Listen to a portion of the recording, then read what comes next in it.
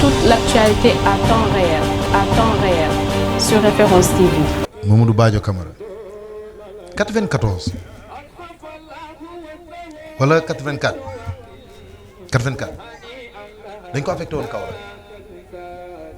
mais avant ñu ko affecté dafa am benn ku fa nekkoon procureur kooku dem na ba boo ko doublé ndax ñàkk yar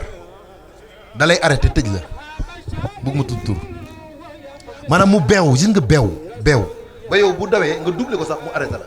mu oolee ne numéro bi jàpp leen ko bis mu am ak réeroo ak Cheikh Assane Deme Thierno Alassane Deme Cheikh Assane Deme dem di ko ñaan mu ne ko woon faalewu ma leen sëriñ si lu ma neex lay def dégg naa keroog Thierno dafa dem ba yuuxu sax ci far suba teelu àjjuma boobu waa ji toroxal ko ne ko yéen amu leen bi waaye loo ñëwu ma ko wax waa ji génn di dem Dakar rek fa la accidenté dee Badio bii ba muy ñëw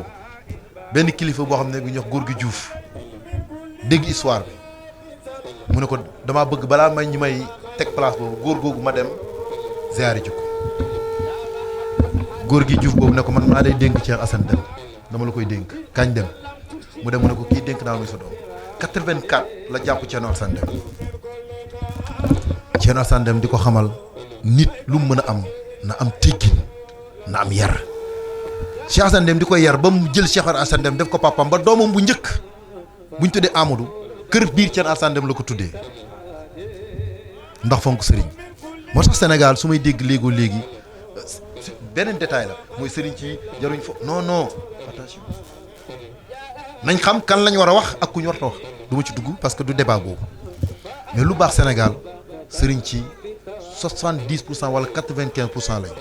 nuñ tuddee 95% lu baax Sénégal sëriñ ci am nañ ci cër démb ak tey Abdou Karim laa di bu naa laa di bu naa wax na ko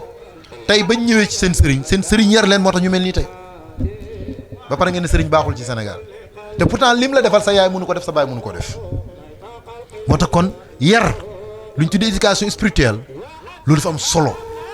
mais xoolal tey Badio Camara dafa jàpp ci Alassane Deme jàpp ko Cheikh Assane Deme ne ko mboolem grade magistrature di nga ci yéeg xoolal tey fu mu agsi ñaan boo xam ne 84 la woon ba tey jii ba mu nekk président conseil constitutionnel ci la door a génn àdduna léegi nga da ngay xeeb mbiru sëriñ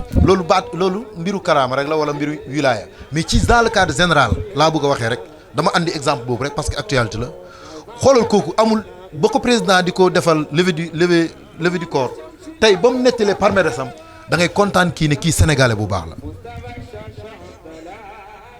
pourtant Sénégal ba mu yëngoo jamono jële passé moom moo tax Sénégal nekk ci jàmm parce que problème troisième mandat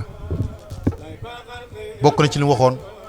man du ma toll foo xam ne damaa jàng sama lépp agsi fii ñoo xam ne ba may jàng sax juddooguñ ñu may def looloo xam ne neexul yàlla mu ne ma ragal naa yàlla lu ma sama liggéey may rek la lay def loolu la tontu keroog te loolu kilifa moo ma ko dee na ma keroog lii la ma wax kooku xoolal defar gi ñu ko defar ba trahirul mémoire am trahirul jëm njàng trahirul dara lépp loo xam ne war na ca jaar na ci loolu mooy rôle sëriñ mooy defar nit yàlla na naa wane ne maa fi am na àdduna rus naa dem conférence rus naa dem daayra da ngay gis nit day dem ba am kersa sax pour dem ko daayra c'est dangereux loolu maa ngi leen di ñaan yéen bu leen ci bokk liggéey leen jàng leen sëy leen mais xamal ne yàlla njëkk yàlla mucc. Référence TV, la chaîne de l'innovation.